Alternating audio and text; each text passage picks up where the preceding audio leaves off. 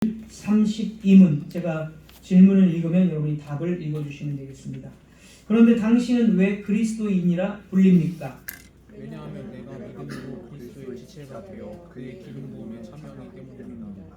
나는 선지자로서 그의 이름의 증인이 되며 제사장으로서나 자신을 감사의 산지로 그에게 드리고 또한 왕으로서 이 세상에 사는 동안은 자유롭고 선한 양심으로 죄와 마귀에 대항하여 싸우고 이후로는 영원히 그와 함께 모든 피조물을 다스릴 것입니다. 아멘. 네, 왜 그리스도인으로 불리는지 다음 주에 한 번 더 말씀을 드리려고 생각을 하고 있습니다. 자, 오늘도 그리스도인이라는 것과 예수 그리스도의 직분자 되심에 대해서 한 번 더 말씀을 드리고 우리의 그리스도인이라는 것을 조금 더 적용을 해보도록 하겠습니다. 지난 주일에 우리는 그 첫 번째 시간으로서 그리스도라는 말의 의미, 그리고 왜 주님께서 그리스도가 되시는지에 대해서 들었습니다. 주님의 기름 부음 받으심은 세 가지 직분을 감당하기 위한 것이며, 이것은 구약에서 기름이 상징한 성령으로 말미암아서 된 것입니다. 오늘 32문에서는 주님의 세 가지 직분의 내용에 대해서 먼저 말씀을 드리겠습니다. 하나님께서는 구약 시대에 이스라엘 백성들에게 예수 그리스도를 모형으로 계속적으로 구약 시대에 보여주셨습니다. 구약의 율법이나 절기, 제사제도, 성전, 정결규례 등등이 모두 예수님의 인격과 사역을 다 예표한 것이고, 특별히 이제 오늘 직분에 대해서 31문, 32문에서는 예수님의 직분을 예표하는 세 가지 부류에 대해서 말을 합니다. 31문, 32문에서 이 세 가지 부류가 바로 왕, 선지자, 제사장입니다. 즉 이 세 가지 직분은 구약 시대에 예수님의 그 직분을 모형으로 예표로 해 놓았다는 것입니다. 예를 들어서 구약에 왕이 등장한다. 그럼 이 왕은 단순히 그냥 우리 자신에게 바로 적용하는 것이 아니라 이 왕은 예수 그리스도의 왕직분을 모형으로 보여주는 왕이다라는 뜻입니다. 선지자는 예수 그리스도의 선지자 직분을 보여주는 사람이다. 그리고 제사장은 예수 그리스도의 제사장적 직분을 나타내는 사람이다. 우리는 이렇게 성경을 읽어야 된다라는 것입니다. 그래서 우리는 구약 성경을 볼 때 왕, 선지자, 제사장을 구약 성경에서 만나게 될 때 그들의 사역 속에서 예수 그리스도의 사역을, 우리 예수 그리스도의 사역의 그림자를 볼 수 있게 되는 것입니다. 이것이 바로 우리가 늘 들었던 구속사적 성경 해석, 언약적이고 구속사적인 성경 읽기가 되겠습니다. 이런 방식이 예수님께서 성경을 바르게 읽는 방법이라고 말씀을 하셨습니다. 조금 있다가 그것은 한 번 더 그 구절은 말씀드리도록 하겠습니다. 그래서 첫 번째로 예수님께서는 구약시대의 선지자 직분을 통해서 예수 그리스도의 선지자 직분이 나타난다라는 것입니다. 첫 번째, 선지자 직분을 통해서 예수 그리스도의 선지자 직분이 나타난다라는 것이죠. 예수님의 직분은 세 가지입니다. 지난번에 말씀드린 대로 왕 직분, 제사장 직분, 선지자 직분이 있습니다. 예수님은. 그래서 구약 시대의 선지자 직분을 통해서 선지자가 예수 그리스도의 선지자 직분을 나타낸다라는 것입니다. 구약 시대에 선지자들이 있었습니다. 성경이 완성되지 않는 구약 시대에는 선지자들이 하나님으로부터 메시지를 받아서 사람들에게 전해 주었습니다. 선지자는 자기 스스로의 생각과 말을 전달하는 사람이 아니라 하나님이 말씀하신 것만을 받아서 전달하는 일종의 하나님의 입, 하나님의 말씀을 전하니까 하나님의 입, 하나님의 대변자였습니다. 그리고 선지자는 하나님의 말씀을 받아서 대변하는 것이기 때문에 선지자의 말은, 참된 선지자의 말은 곧 하나님의 말씀이 되었습니다. 그래서 구약에는 선지자들이 하나님의 말씀을 받는 방식이 우리는 이제 성경을 통해서 하나님의 말씀을 받지만 구약 시대에는 하나님의 말씀이 직접 임하기도 하고 여러 가지 방식이 좀 있었습니다. 예를 들어서 예레미야 1장 4절 보면 예레미야가 말씀을 이제 받을 때 예레미야 1장 4절 여호와의 말씀이 내게 임하니라. 하나님의 말씀이 예레미야에게 임합니다. 또는 9절 보면 1장 9절 예레미야 1장 9절 내가 내 말을 네 입에 두었노라. 네, 이렇게 선지자의 입에 하나님의 말씀을 두어서 선지자가 말을 하면 그게 곧 하나님의 말씀이었습니다. 그 다음에 꿈으로도 하나님은 선지자를 통해서 말씀을 하셨습니다. 꿈하면 이제 요셉이 떠오릅니다. 요셉. 그래서 요셉이 꿈을 꿨어요. 그 꿈을 형제들에게 이야기했습니다. 이것은 오늘날 우리가 꾸는 그런 꿈이 절대 아니라는 것. 그 꿈은 요셉이 선지자이기 때문에 꿈으로 하나님의 계시를 말한 겁니다. 그래서 요셉이 총리가 되는 것을 꿈으로써 먼저 말을 했고, 그리고 나중에 창세기에 가보면 요셉이 총리가 실제로 됩니다. 그러니까 꿈을 통해서 하나님의 말씀을 요셉에게 보여줬고, 요셉은 선지자이기 때문에 그 꿈을 형제들에게 부모님에게 이야기를 했습니다. 그래서 그 꿈은 하나님의 말씀이었습니다. 그 다음에 환상을 통해서 말씀하셨습니다. 환상 창세기 15장 1절 이후에 여호와의 말씀이 환상 중에 아브라함에게 임하여 이르시되 아브라함아 두려워하지 말라. 아브라함은 성도이기도 하지만 교회이기도 하지만 동시에 또 선지자였습니다. 선지자. 그래서 환상 중에 아브라함에게 말씀을 하시고 이런 그 구절들은 구약에 상당히 많습니다. 이렇게 하나님께서는 선지자들을 통해서 직접 말씀하시거나 꿈이나 환상, 천사를 통해서도 이렇게 말씀을 하셨습니다. 그러면 하나님께서 전한 이 말씀들, 선지자에게 주신 말씀들, 꿈, 환상, 직접 말씀을 주신 것, 이런 말씀들의 구체적인 이런 말씀들의 그 모든 것들은 결국엔 무엇을 이야기하는 것입니까? 선지자들은 하나님의 말씀을 받아서 뜻을 전파했는데 그것은 무엇에 관한 말씀일까요? 바로 예수 그리스도를 통한 구원과 심판에 관한 말씀으로 전부 다 귀결이 되고 해석이 됩니다.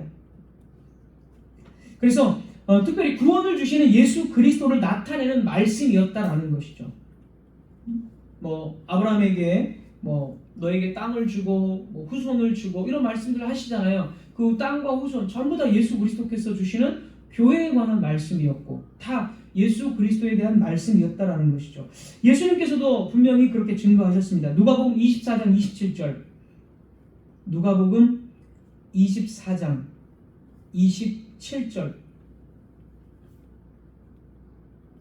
이에 모세와 모든 선지자의 글로 시작하여 모든 성경에 쓴 바 자기에 관한 것을 자세히 설명하시니라.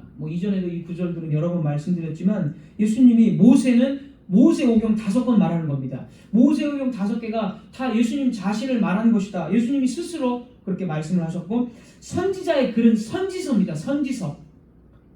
작은 선지서가 12권이 있고 대선지서, 소선지서가 12권, 대선지서가 5권이 있습니다. 이게 다 전부 선지서입니다. 이 선지자의 글이 전부 다 예수님 자신을 말한 거라고 예수님이 스스로 다 이렇게 말씀을 하셨습니다. 그러니까 사실 구약 성경 전체가 다 예수님에 관한 것이다. 이렇게 예수님이 말씀을 하신 거죠. 그래서 구약 선지자들의 전체가 다 예수 그리스도에 관한 것임을 알 수가 있습니다. 그래서 우리는 선지자들의 직분을 통해서 이 선지자는 하나님의 사실 복음을 말한 거고 예수 그리스도가 복음이니까 복음을 말한 것이고 예수 그리스도에 대한 것을 이 선지자들이 예언을 했다는 것입니다. 그리고 이 선지자들은 자기 백성들에게 이스라엘 백성들에게 하나님의 말씀을 선포를 했습니다. 복음을 선포했습니다. 선지자의 직분이 하나님의 말씀을 받아서 아까 가르치고 선포하는 것이다. 제가 말씀을 드렸죠. 그래서 선지자의 직분은 곧 예수 그리스도의 선지자 직분을 예표하는 것이었다. 우리는 이렇게 분명하게 봐야 됩니다. 자, 신명기 18장 15절. 신명기 18장 15절 내 하나님 여호와께서 너희 가운데 내 형제 중에서 너를 위하여 나와 같은 선지자 하나를 일으키리니 너희는 그의 말을 들을지니라. 여기서 모세가 한 말인데, 모세가 너희 중에 이제 나와 같은 모세 자신과 같은 선지자를 일으킨다라고 말을 합니다. 자, 이 모세와 같은 선지자를 일으킨다라고 말을 했습니다. 이 말이 이 모세가 말한 이 선지자가 누구일까요? 사도행전 3장 22절에서 24절 보면 베드로가 이 선지자가 예수 그리스도다라고 말을 합니다. 사도행전 3장 22절 24절까지 보면 오순절에 성령 강림이 있은 후에 베드로가 이제 설교하는 장면이 나오는데 이렇게 말합니다.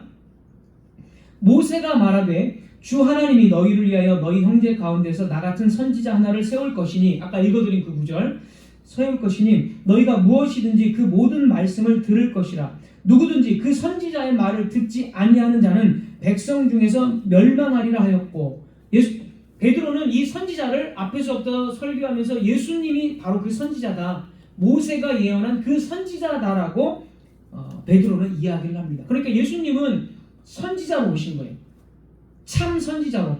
구약에 수많은 선지자가 있었는데 구약의 수많은 선지자는 예수님의 선지자 직분을 예표하는 직분이었고, 예수님께서는 구약의 모든 선지자들을 성취하시는 완전한 선지자, 참 선지자임을 베드로가 이야기한 것입니다.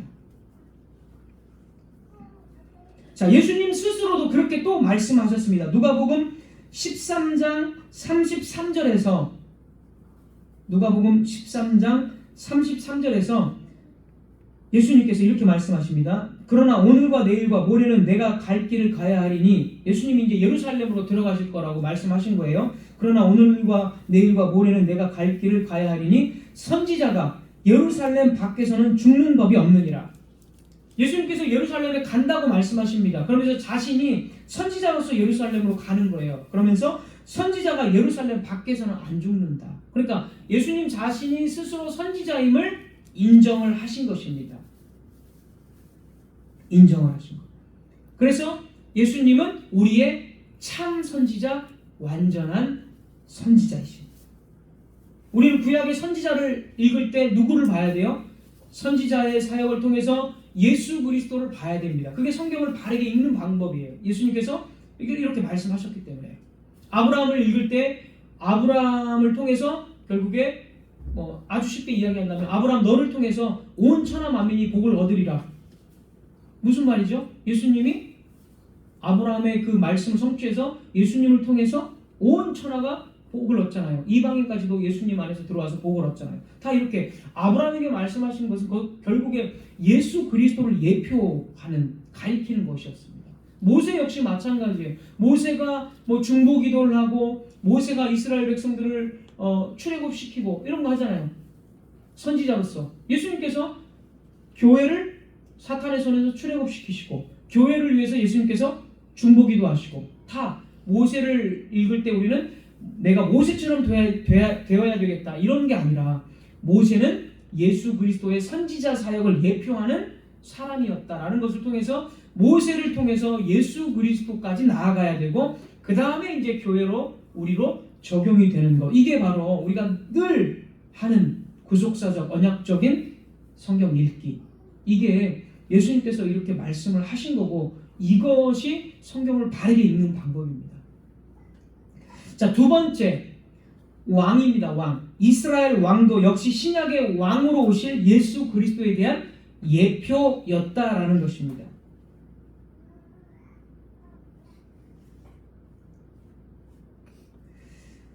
자, 이스라엘은 아까 첫 번째 때에도 말씀드린 것처럼 이스라엘의 왕은 하나님의 나라를 세우는 게 왕의 목적이고, 하나님의 정의, 하나님의 나라가 실현되는 것이 이스라엘 왕의 그 목적입니다. 사명입니다. 그런데 이스라엘 왕은 이스라엘의 왕으로서 자기의 왕 직분을 통해서 진정한 왕을 보여주는 역할을 또한 했습니다. 다윗과 같은 경우에 여러분 어떻습니까? 다윗은 자기 백성을 구원했어요. 왕으로서. 그렇게 함으로써 누구를 바라보게 하는 거예요? 진정한 왕이신 우리 하나님, 우리 예수 그리스도, 정확하게 말하면 진정한 왕이신 다윗 자신을 통해서 진정한 왕이신 예수 그리스도를 보도록 했습니다. 다윗은. 그래서 지난번에 예를 들어줬죠. 다윗과 골리앗의 싸움 속에서 이스라엘 백성들은 골리앗과 싸울 수 없어요. 그게 정당한 겁니다. 왜? 그들은 구원받을 존재이니까. 왕인 다윗이 나가서 싸워서 골리앗을 물리쳐야 됩니다. 우리는 그 사탄을 우리 스스로 그 패배시킬 수 없어요. 골리앗이 상징하는 예수 그리스도가 진정한 다윗으로서 사탄을 한 번에 패배시킨 다음에 우리에게 구원을 선물해 주는 거지. 그럼으로써 우리가 이제 예수 그리스도를 통해서 사탄과 싸우는 거지. 우리 스스로 우리가 사탄과 싸울 수 없습니다. 그래서 다윗이 골리앗을 물리쳐서 이스라엘 백성들을 구원한 것은 오실 예수 그리스도께서 진정한 왕으로서 골리앗, 즉 사탄을 쳐부수시고 사탄에게 예속되어 있는 우리들을 꺼내어서 구원하신 것을 예표한 것입니다.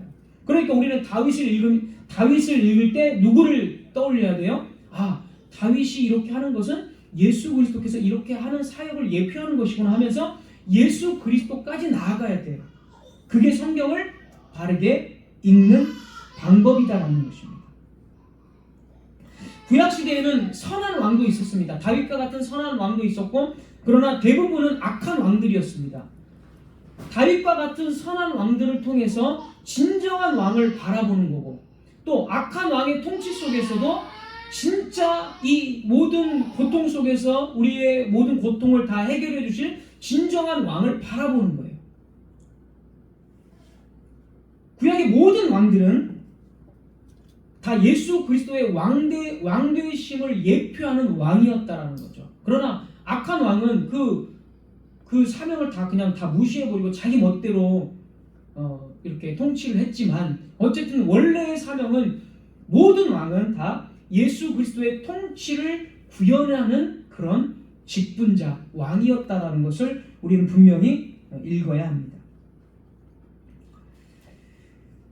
자, 신약에서는 바로 그 왕이 예수 그리스도라고 증거를 합니다.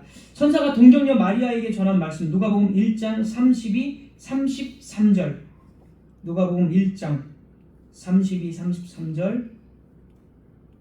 예수님의 탄생을 천사가 전합니다. 그가 큰 자가 되고 지극히 높으신 이의 아들이라 일컬어질 것이요, 주 하나님께서 그 조상 다윗의 왕위를 그에게 주시리니. 왕위를 준다. 왕이라는 거예요. 예수 그리스도가 왕위를 그에게 주시리니 영원히 야곱의 집을 왕으로 다스리실 것이며 그 나라가 무궁하리라.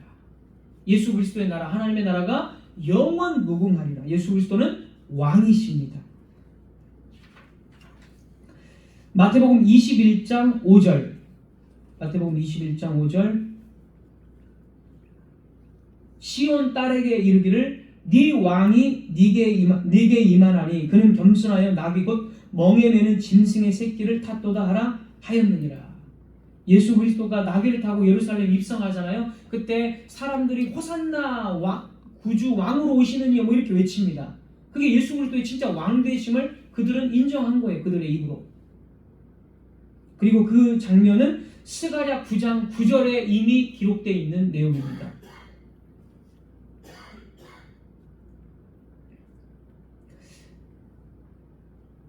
네, 이렇듯 예수님은 태어날 때부터 왕으로 선포되셨고, 예루살렘에 들어가실 때도 왕으로서 들어가셨고, 그리고 마침내 예수님께서는 마태복음 28장 18절에 예수께서 나와 일러 가라사대 하늘과 땅과 모든 권세를 내게 주셨으니 하늘과 땅과 모든 권세를 가지신 왕이십니다. 그리고 하나님 우편에 앉으셔서 모든 것을 통치하신다라고 말하고 있습니다. 예수님은 왕이십니다. 온 세상의 왕이시고 특별히 교회의 왕, 하나님 나라의 왕이십니다.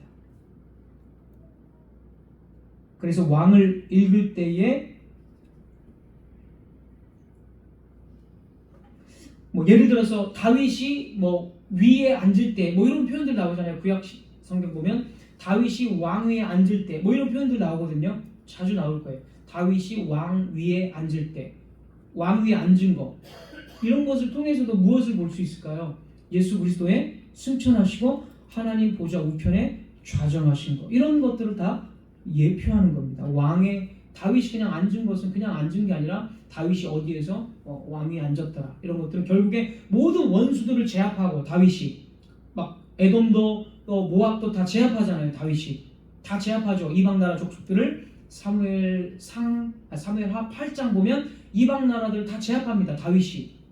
그런 것들은 다 무엇일까요? 예수 그리스도가 모든 이방 민족까지도 제압하시고 하늘로 올라가셔서 다스리시는 모습들, 다 다윗 왕을 통해서 예수 그리스도의 왕직분을 우리는 읽어낼 줄을 알아야 됩니다. 자, 모든 게 다 그렇습니다. 자, 세 번째, 이제 제사장.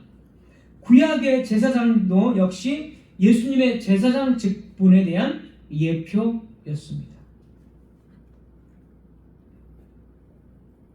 그래서 구약 성경에서 나온 이 제사에 관한 모든 것, 제사장이 하는 모든 것, 또 제사의 어떤 그 절차나 제사 동물을 죽여서 잡는 이런 피 흘림의 제사들, 이런 모든 것들이 다 무엇과 일치해요? 예수 그리스도의 십자가에 피 흘려서 희생 제사를 드리는 십자가의 희생 제사와 다 일치한다라는 것이죠.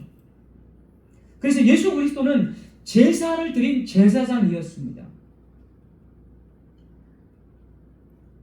그리스도의 사역에 대한 신약의 가르침은 구약 시대에 예물과 제사를 드렸던 제사장의 사역에 대한 기록과 모든 면에서 다 평행을 다 이룹니다. 그러니까 구약의 모든 제사장들의 이 사역들은 신약의 예수 그리스도의 참 제사장, 완전한 제사장으로서의 십자가의 그 사역들을 다 예표하는 것이었다. 구약의 대제사장들이 백성들의 죄를 속죄를 합니다. 속죄의 제사를 드립니다. 백성들의 죄에 대해서. 특별히 그 레위기 16장에는 대속죄일이 나와요. 대속죄일. 레위기 16장. 1년에 한 번 대제사장이 이스라엘 백성 전체의 죄를 속죄하는 날입니다. 대속죄일이. 그 대속죄일의 그 제사를 보면 염소와 수송아지의 피를 그 제단에 막 다 바르고, 또 백성들 위에 그 피를 다 뿌리고 이런 것들이 나옵니다. 이런 모든 것들은 대제사장이신 예수 그리스도께서 십자가의 그 날, 십자가에 죽으시고 피를 다 흘리심으로써 자기 백성들의 죄를 속죄한 것, 다 이런 것들을 예표하는 것이었습니다. 그러니까 대제사장의 사역을 통해서 우리는 곧바로 나 자신에게 가면 안 되고, 대제사장의 사역이 바로 예수 그리스도의 대제사장적 사역을 예표하고 있구나, 그렇게 읽어야 됩니다. 특별히 이제 예수 그리스도의 대제사장 사역은 히브리서가 이제 굉장히 중요하게 아주 반복적으로 가르칩니다. 히브리서 4장 14절 보면, 히브리서 4장 14절, 그러므로 우리에게 큰 대제사장이 있으니 승천하신 자 곧 하나님의 아들 예수시라. 예수시라. 자, 특별히 히브리서 9장 11, 12절 너무나 많지만 히브리서 전체가, 사실 히브리서 5장에서 10장까지가 다 그런 내용이지만 9장 11절, 12절만 제가 읽어드리면, 9장 11, 12절, 그리스도께서 장차 좋은 일에 대제사장으로 오사, 그리스도께서 손으로 짓지 아니한 곧 이 창조에 속하지 아니한 더 크고 온전한 장막으로 말미암아 염소와 송아지의 피로 아니하고 오직 자기 피로 영원한 속죄를 이루사 단번에 성소에 들어가셨느니라. 구약의 대제사장은 염소나 송아지 피로 만들어진, 인간의 손으로 만들어진 그림자 성소에 들어갔어요. 하지만 여기 히브리서 9장 11, 12절은 그림자 성소, 송아지 피, 모형의 피가 아니라 예수 그리스도는 친히 자기 피로, 그리고 손으로 짓지 아니한 더 온전한 장막, 진짜 장막. 구약의 성막은 모형이죠. 하늘 성소의 모형, 구약은 하늘 성소의 모형. 그러나 그래서 대제사장은 모형 성소에 들어갔지만 예수님은 온전한 참 하늘, 참 성소에 자신이 들어가셨다. 지금 이렇게 말하고 있습니다. 히브리서 9장 11절 12절이 자기 피로 진짜 우리를 구원하는 진짜 피로 모형이 아니라 그러니까 구약의 대제사장의 모든 제사와 이 사역들은 신약의 예수 그리스도의 대제사장적 그 사역을 다 보여주는 것이었다. 그래서 우리는 구약의 모든 부분들을 보면서 결국엔 예수 그리스도의 우리를 구원하시는 그 사역을 볼 수가 있어요. 그래서 뭐 이전에도 말씀드렸지만 한 번 더 말씀드리면 다윗 왕을 보면서 모세를 보면서 나도 저 모세처럼 나도 저 다윗처럼 믿음이 좋은 사람이 되어야지 이러면 안 된다는 거예요. 다윗을 통해서 누구를 봐야 돼요? 다윗처럼 나도 용기를 내서 믿음을 발휘해서 세상에서 성공해야지 다 이렇게 가르치잖아요. 다 틀렸다는 얘기예요. 다윗을 통해서 오실 예수 그리스도의 왕되심을 보고 그 왕으로서 예수 그리스도가 우리를 사탄의 손에서 구원하셨구나. 그러면서 예수 그리스도의 구원하심을 찬양하면서 예배당 문을 나가야지. 예수 그리스도의 그 구원사역, 그 복음을 붙들고 예배당 문을 나가야지. 그게 정상이에요. 그게 성경을 바르게 읽는 거고 바르게 적용한 건데 요즘 같은 그 복음주의 교회들은 어때요? 다윗 왕처럼 너희도 믿음을 발휘해서 세상에서 성공해라. 요셉처럼 꿈을 꿔서 너희들도 세상에서 비전을 가져라. 다 잘못된 거죠. 다 잘못된 거예요. 제가 지금까지 증명했듯이 성경 전체가 다 요셉이든 모세든 사무엘이든 다윗이든 뭐 삼손이든 전부 다 예수 그리스도의 그 직분적 사역을 예표하고 있기 때문에 예수 그리스도의 구원하시는 그 직분적 사역을 우리가 바라보는 것 그게 믿음이고 신앙이고 구원이지. 나도 다윗처럼 나도 누구처럼 오늘 세상에서 열정으로 비전을 가지고 살아야겠다. 그건 구원이 아니에요. 그건 구원이 아니라 그냥 우리의 이 심리적인 자아상, 긍정적인 자아상을 심어주는 거지. 어떻게 그게 구원이 됩니까? 구원이 아니에요. 그건 복음이 아니고요. 진짜 복음은 제가 지금까지 늘 말씀드리고 주일 첫 번째, 두 번째 늘 말씀드리는 거 그게 복음입니다. 그게 복음. 여러분 이 복음을 꼭 붙드셔야 되고 그래서 여러분의 눈에는 예수 그리스도만 보여야 돼요. 예수 그리스도. 그 안에 모든 것이 있기 때문에 예수 그리스도만 보는 것 그게 신앙이고 그게 복음입니다. 거기서 떠나면 절대로 안 됩니다. 자 마지막으로 네 번째 이제 우리 교리문답은 이렇게 말하고 있습니다. 우리 교리문답 질문을 보면 그런데 이제 예수 그리스도의 이 세 가지 직분을 제가 이제 설명을 드렸고 그러면 당신은 왜 그리스도인이라 불립니까? 답. 왜냐하면 내가 믿음으로 그리스도의 지체가 되어 그의 기름 부음에 참여하기 때문입니다. 이렇게 말하고 있습니다.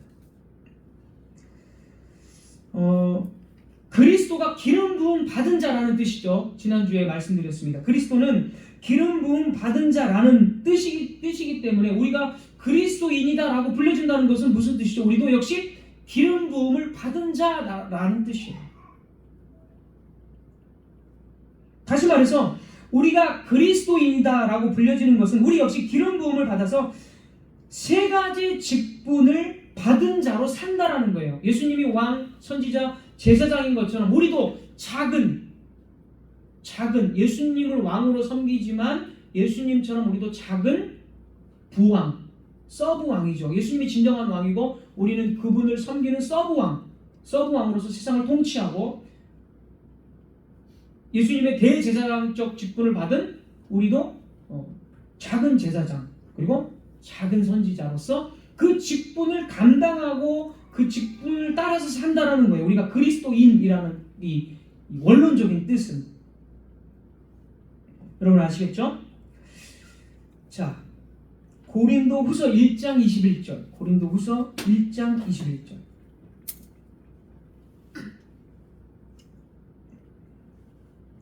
고린도후서 1장 21절. 우리를 너희와 함께 그리스도 안에서 굳건하게 하시고 우리를 부으신 이는 우리에게 기름 부으신 이는 하나님이시니 우리에게 기름 부었다라고 이야기하죠. 자, 요한 1서 2장 20절. 요한 1서 2장 20절. 너희는 거룩하신 자에게서 기름 부음을 받았다.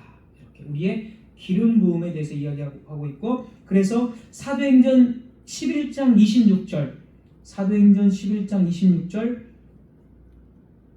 제자들이 안디옥에서 비로소 그리스도인이라 일컬음을 받게 되었더라.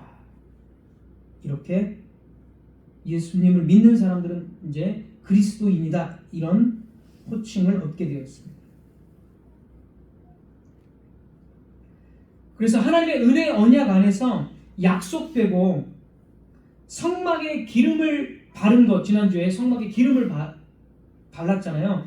성막에 기름을 바른 것에서 예표됐죠. 성령이 기름은 성령을 상징하니까 성막에 기름을 바른 것에서 예표된 성령님은 이제 믿는 자들에게 모두에게 믿는 자 모두에게 부어집니다. 우리는 오순절에 하나님의 성령이 건물 성전에 임하지 않고 제자들에게 즉 사람에게 임한 것을 우리는 읽을 수 있습니다. 성령이 각 사람에게 내리심으로 하나님의 자녀들이 하나님의 왕국에서 하나님이 주신 사역 그 직분들 제사장 선지자의 직분들 하나님이 주신 사역을 잘 감당하도록 성령을 부어주신 거예요. 그래서 그리스도인은 하나님의 직분자로서 임명을 받은 것입니다.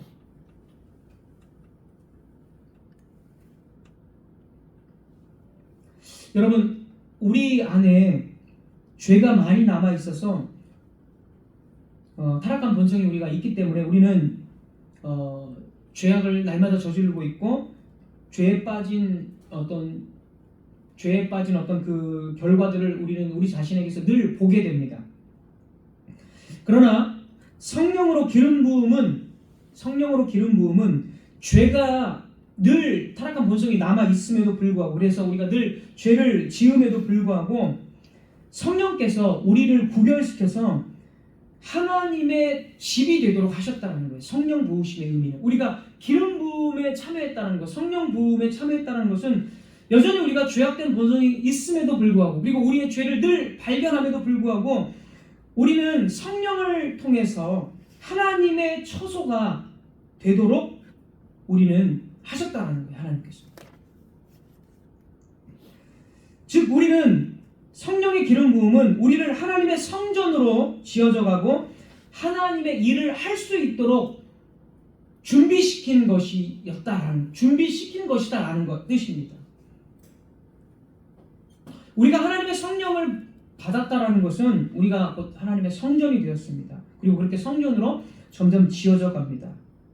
더불어서 우리는 죄된 것을 피합니다. 죄된 것을 피하고 우리에게 주어진 직분, 세 가지 직분을 잘 감당하도록 하나님께서 그 능력을 주신 것입니다. 그래서 우리는 성령으로 우리가 기름 부음을 받았고 우리가 그리스도인이다라고 불려지는 것은 우리가 성전으로 지어져 가야 되고 죄된 것을 피해야 하고 그리고 주어진 사명과 책임을 완수할 수 있다라는 뜻이 됩니다. 자, 이스라엘에 하나님이 거하시는 처소인 이 성막은 그 자체가 살아있는 것도 아니고 더럽혀질 수 있는 것도 아닙니다. 그냥 집이니까요. 만들어진 집이니까. 그러나 성막에서 일하는 제사장들은 그들 자신도 더럽혀지고 성막도 더럽힐 수 있었습니다. 구약에 보면 성막이 더럽혀지고 제사장들도 더럽혀질 수가 있었습니다. 어떻게 성막이 더럽혀질 수 있을까요? 제사장들이 죄를 포용하고 성막에서 계속적으로 그 콤니와 비냐스처럼 그 하나님의 것을 도둑질하고 막 간음을 범하고 그러면 그 성막이 타락해진다라고 하나님께서는 이야기하셨고 그 타락에 의해서 성막의 시대가 끝나버립니다. 성막이 심판당해요. 사무엘 시대에. 그래서 성막이 심판당하고 성전의 시대가 옵니다. 그러니까 성막은 더럽혀질 수가 있다라는 거예요. 건물임에도 불구하고. 어떻게 더럽혀진다고요? 제사장들이 죄를 범하고 이스라엘 백성들이 죄를 범하면 성막은 더럽혀지게 되고 성막은 그렇게 더럽혀져서 실제적으로 구약시대에 심판당함으로써 성막의 시대는 끝났습니다. 그래서 성전의 시대가 왔습니다. 성전 역시 더럽혀졌습니다. 1세기 당시에 유대인들이 엄청나게 타락하고 예수 그리스도를 거부했기 때문에 성전은 어떻게 됐죠? AD 70년에 완전히 다 무너지고 성전의 시대는 끝나버렸어요. 돌 성전의 시대가 끝났어요. 그 다음에 AD 70년 이후에 그러면 성전은 어떻게 됩니까? 우리가 성전이 되잖아요. 이제 돌 성전의 시대도 끝나고 이제는 살아있는 사람으로서 우리가 성전이 됐어요. 교회가 성전이 됐어요. 우리의 모임이 성전이 됐어요. 자, 여기서 중요한 거. 교회가 타락하면 그 성전을 어떻게 하신다고요? 하나님이 파멸시켜버린다고.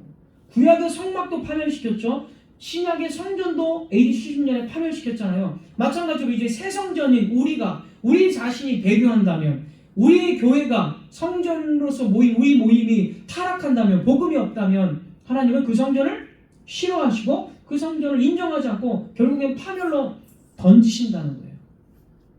우리가 계속적으로 복음을 거부하고 죄된 것을 가지고 죄된 것을 더 좋아하고 세상을 더 좋아하고 그렇게 산다면 우리 역시 하나님께서 성전이 더럽혀졌기 때문에 하나님께서 그 성전을 파멸해 던지신다는 거예요. 자, 왜 성령을 우리에게 부어주셨느냐? 죄된 것을 피하고 성전으로 계속 거룩하게 지어가도록 하시기 위해서. 바울은 고린도전서 3장 16, 17절에 이렇게 말합니다. 이런 측면에서 고린도전서 3장 16, 17절, 너희는 너희가 하나님의 성전인 것과 하나님의 성령이 너희 안에 계시는 것을 알지 못하느냐? 그리고 17절, 누구든지 하나님의 성전을 더럽히면 하나님이 그 사람을 멸하시리라. 하나님의 성전은 거룩하니 너희도 거룩해야 된다. 이렇게 말하고 있습니다.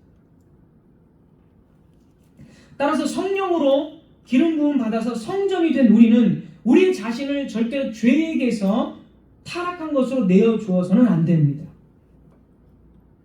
하나님께서 구약 시대에 성전에서 성막에서 죄를 관용하지 않으신 것 이상으로 오늘도 더욱더 성전, 즉 우리 자신을 죄로 얼룩지게 하는 것을 절대로 용납하지 않으십니다. 아론의 두 아들들이 성막에서 다른 돌을 지피다가 즉시 즉사했습니다. 우시야 왕 역시 성전에서 하나님의 계명을 범함으로써 문둥병이 걸렸습니다.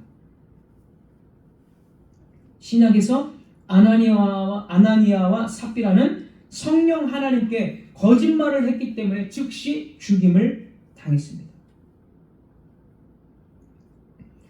여러분은 이렇게 생각해서는 안 됩니다. 나는 연약하고 나는 순종도 잘 못하고 나는 성령 충만하지도 못하다. 나는 그리스도인으로서 합당하지 못하다. 여러분 이렇게 생각하는 분들이 있을 텐데 여러분 그렇게 생각해서는 안 됩니다.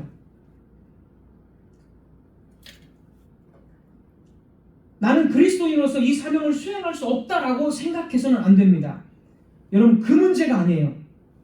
오늘 말씀의 핵심은 그 문제가 아니라 약속이 있다는 것을 붙잡으라는 이야기입니다. 내가 연약하고 나는 순종도 잘 하지 못해 라고 생각하고 의기소침해하라는 것이 아니라 성령께서 여러분을 반드시 그렇게 만들어 가신다라는 약속을 붙잡으라는 것이 핵심입니다. 저와 여러분은 실패할 수 있습니다. 그러나 실패한 그 순간에도 약속을 붙잡으면 돼요. 약속을 다시 붙잡으면 됩니다. 예수 그리스도께서 성령으로 기름 부음을 받으시고 그 능력으로 사탄에게 저항하시고 사탄에게 승리하시고 죄와 사단을 패배시켰습니다. 그 동일한 성령이 저와 여러분의 마음에 당신의 거룩한 집을 만드셨습니다. 이 성령께서 저와 여러분을 하나님께서 받아주시는 성전이 되도록 지어가실 수 없겠습니까? 성령께서 우리를 성전으로 지어가십니다. 이것은 약속입니다. 약속. 여러분이 받은 성령의 능력으로 여러분은 그의 이름을 고백할 수 있고 여러분은 여러분 자신의 몸을 하나님께 감사의 제물로 드릴 수 있고 여러분은 죄와 사단과 싸울 수가 있습니다. 오순절에 주신 예수 그리스도께서 성취하시고 그리고 오순절에 주신 이 약속을 여러분이 믿으라라는 얘기예요. 믿으라라는 얘기. 내가 할 수 있다 없다? 나는 성령 충만하지 못하다. 이 문제가 아니라 주님께서 다 성취하셨고 오순절에 성령이 내려졌기 때문에, 그리고 오늘날 강단에서 선포되는 말씀, 이 예배를 통해서 성령의 약속이 여러분에게도 아직 유효하기 때문에 그 약속을 붙잡으라는 얘기지. 그렇게 약속을 붙잡고 전적으로 신뢰한다면 여러분은 성령의 능력으로 덧입혀서 성전으로 지어져 가고 죄와 싸울 수 있다라는 얘기를 하는 겁니다. 여러분 자신을 보지 말라는 거예요. 여러분 자신을 보면 못하죠. 못해요. 하지만 약속을 붙잡는다면 하나님이 할 수 있다라고 하시기 때문에 그 약속을 붙잡으라라는 얘기가 됩니다. 이것이 복음입니다. 성령께서는 우리가 하나님께 받으시는 성전이 되도록 강하게 우리를 만드십니다. 날마다 강하게 만들어 가십니다. 저와 여러분은 이 모든 것을 믿습니까? 우리는 세례 받을 때 하나님께서 약속해 주신 그 풍성한 약속을 받아들이고 있습니까? 문제는 성령의 약속을 믿느냐 믿지 않느냐의 문제이지, 나는 연약해서 순종하지 못해, 나는 성령 충만하지 못해, 나는 실수하고 나는 죄를 이기지 못해, 이 마음을 가지라는 것이 아닙니다. 이 약속을 전적으로 믿고 신뢰한다면 성령께서 여러분을 그렇게 만들어 가신다라는 거예요.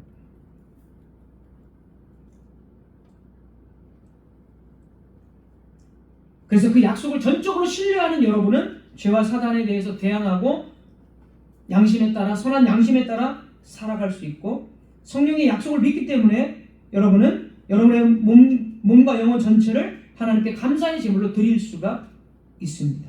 성령의 약속을 전적으로 신뢰한다면 그렇게 됩니다. 그러므로 이것은 약속을 신뢰하느냐 신뢰하지 않느냐의 문제입니다. 즉 믿음으로 성령의 약속을 붙잡느냐, 믿음이 없이 그냥 가만히 아무것도 하지 않고 있느냐, 이 문제가 되는 것입니다. 여러분 자신을 바라보지 마십시오. 성령의 약속을 바라보십시오. 그러면 주님께서 약속 그대로, 약속을 붙들고 바라보는 자에게 약속 그대로 하나님의 처소로 더욱 지어가시고, 여러분은 이 세상에서 그리스도인으로서 하나님의 사명과 책임을 완수할 수 있을 것입니다. 말씀을 맺겠습니다. 하나님께서는 여러분을 그리스도인으로 부르셨습니다. 그리스도인은 성령으로 기름 부음 받은 자이며 성령의 약속을 믿는 자입니다. 우리는 우리의 힘으로 사명을 감당하지 않습니다. 성령께서 여러분을 그리스도인으로 살아가도록 역사하고 계십니다. 매 주일, 매 순간 성령께서 그렇게 여러분에게 말씀하고 계십니다. 성령을 더욱 신뢰하고 성령의 약속을 믿게 해달라고 기도하십시오. 더 선명하게, 더 확신할 수 있도록 그렇게 기도하십시오. 기도하겠습니다.